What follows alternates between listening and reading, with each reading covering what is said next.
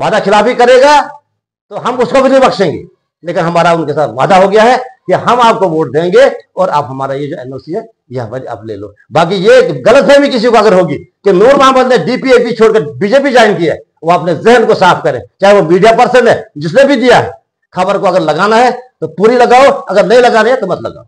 मैं डीपीएपी का सिपाही था, हूं और रहूंगा। मैं आजाद साहब की आइडियोलॉजी के साथ चलता हूं। मेरा अपना निजी मामला यह था कि भाई मेरी पंचायतें 4 जहां जाएंगी वहां मैं जाऊंगा। तो इसलिए मैंने जो है आज स्पेशली आपको जो है तकलीफ दी, इसके लिए मैं क्षमा चाहता हूँ। तो बाकी शुक्रिया मीडिया बंधु से का बहुत बहुत शुक्रिया अदा करता हूँ कि आप इसमें थोड़े से इस टाइम में जो है आपने यहाँ हमारे पास आने की तकलीफ की। हम आपके बहुत बहुत शुक्रगुजार हैं। प्रेस कॉन्फ्रेंस देने का मतलब ये है कि आपको तो इससे भी पता है कि इलेक्शन चल रहा है तो प्रेस कॉन्फ्रेंस बातें ये तो चलती रहती है, लेकिन जो खास बात जो मैंने बोली है आज, हमारा एक मसला था, आपने अटेंड किया था कि हमारी जो 4-5 पंचायतें थी वो इलेक्शन बाइकाट पे गई थी। जो उनका जो मुद्दा था, यहाँ पे 15, 16, 18 साल से जो है एक रोड का हमारा मसला पड़ा था जो फॉरेस्ट की वजह से जो बंद पड़ी थी। फॉरेस्ट क्लियरेंस नहीं मिल रही थी, एनओसी नहीं मिल रही थी। हमने क्या काम किया, हमने कॉल दी 4-5 पंचायतों ने कि भाई हमारा जो है इलेक्शन बाइकाट है। बाद में हमारा काम चलता रहा, लीडर आते गए, कांग्रेस वालों को भी हमने बोला, एनसी वालों को भी हमने बोला कि भाई आइए हमारे साथ बात करिए, अगर हम वोट डालेंगे तो किसी मुद्दे पे डालेंगे, हम कोई बात करके डालेंगे, लेकिन कोई भी हमारे पास नहीं आया। परसों 2 दिन की पहले भी बात है, तो बीजेपी के हमारे यहाँ के कंटेस्टिंग कैंडिडेट दिलीप जी परिहार जो हैं वो हमारे पास आए, उन्होंने हमारी बात सुनी। वो पूरे जो 4-5 पंचायतें थी सब लोगों को बुलाया, चंगा के बीच में, सोती के बीच में, तो उनके साथ हमारी बातचीत हो गई है। उन्होंने बोला कि वोट मत जाया करो, वोट आपका राइट है, आपका हक है, 4-5 पंचायतों का मसला है, तो रोड का जो मसला है रोड का मसला मैं हल करूंगा, एनओसी लेना ले आना ये मेरा काम है। तो हमारा उनके साथ बात होगी वहां पे, 4-5 पंचायतों ने वहां बोला कि अगर आप हमें एनओसी ला के दे दोगे, जो 18 साल से जो हमारे जो लटक रहा है मसला, तो अगर आप हमें एनओसी ला के दे दोगे तो हम आपको वोट दे देंगे। बेशक बहरहाल हमारा जो उनके साथ बात होगी, वहां पे बात कर दी। कुछ मीडिया बंधु जो थे आप हमारे अपने यहाँ पर बलेसा के, खबर तुमने लगा दी, उन्होंने ये लिखा कि डीपीएपी के वर्कर नूर मोहम्मद ने बीजेपी की सपोर्ट में आ गए। उन्होंने ऐलान करते कि मैं बीजेपी की सपोर्ट करता हूँ, डीपीएपी की। मैं इसको सिरे से नकारता हूं। ये मेरा इंडिविजुअल फैसला था, मेरी 4 पंचायतों का मसला था, 4 पंचायतें जहां थी वहां मैंने जाना था। मेरी बरादरी है, मैं पॉलिटिक्स से अलग से होकर उनकी सपोर्ट में गया। और जब उन्होंने बोला कि हमें आप दिलीप जी से जब बात हो गई तो हम अब दिलीप जी को वोट देंगे, और इनसे हमने हमारे साथ वादा किया कि इलेक्शन रिजल्ट निकलने के बाद 2 महीने के अंदर अंदर मैं आपकी एनओसी भी लाऊंगा और इसमें काम भी लगा दूंगा। हमारी बात होगी। लेकिन हमारे कुछ लोगों ने, चाहे वो मीडिया के लोग हैं, चाहे हमारे कोई यार दोस्त अपने हैं, उन्होंने एक रूमर फैला दी कि नूर मोहम्मद ने बीजेपी ज्वाइन की। बीजेपी ज्वाइन करने का सवाल ही पैदा नहीं होता है।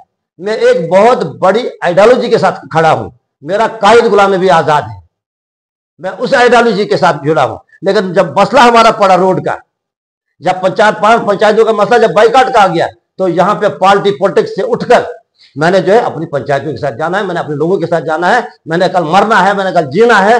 तो और ये रोड का मसला जो जब हो गया तो मैं उनके साथ जाऊंगा।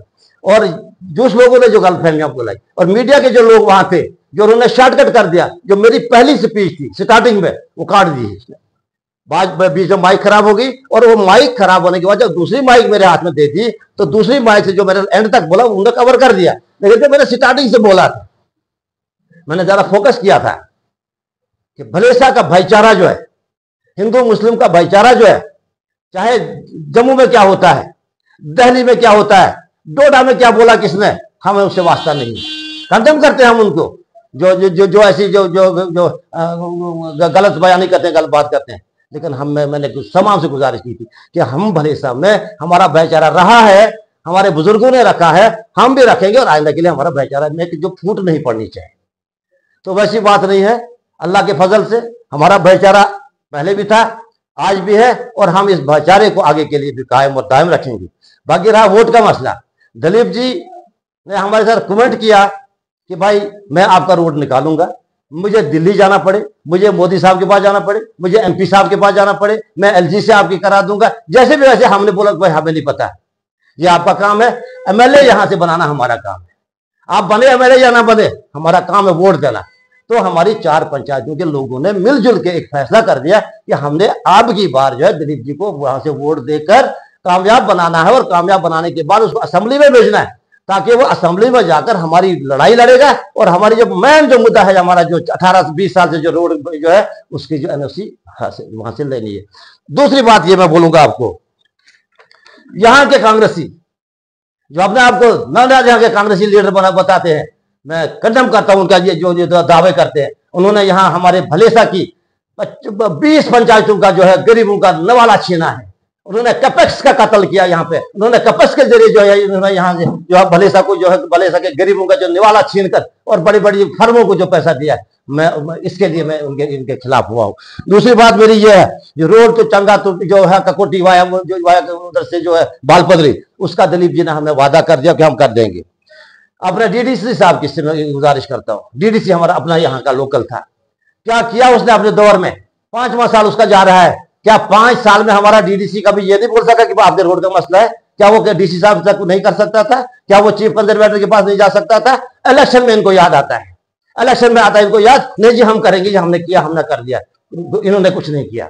मैं वादे करता हूं, मैं दिलीप जी से भी मैंने यही परसों बोला कि अगर 2014 से लेकर 2024 तक आपकी सरकार थी, क्या वजह है कि आपने हमारी रोड का जो मसला आज तक इल्तवा में रखा? उसमें हमारी भी कुछ गलतियां थी। उन्होंने बोला कि भाई आप आए नहीं मेरे पास, और हकीकत ये थी कि हम उनके पास नहीं गए थे। दूसरा ये रहा, एनसी जो अब यहां दावा कर रही है, एनसी ने हमारे भलेसा के लिए क्या किया? टूरिज्म का यहाँ पोटेंशियल पर जबरदस्त है भलेसा में।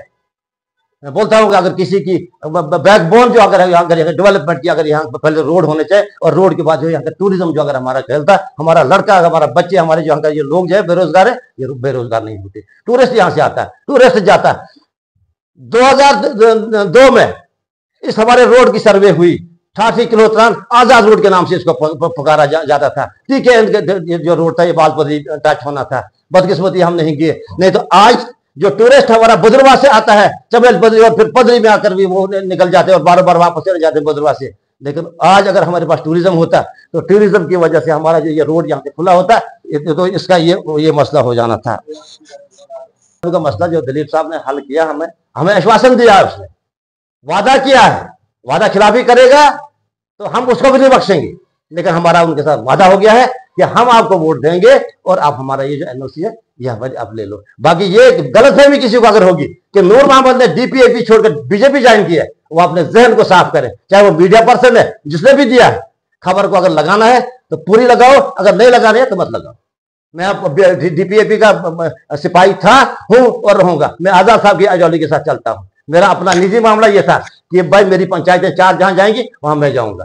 तो इसलिए मैंने जो है आज स्पेशली आपको जो है तकलीफ दी, इसके लिए मैं क्षमा चाहता हूँ। तो बाकी शुक्रिया।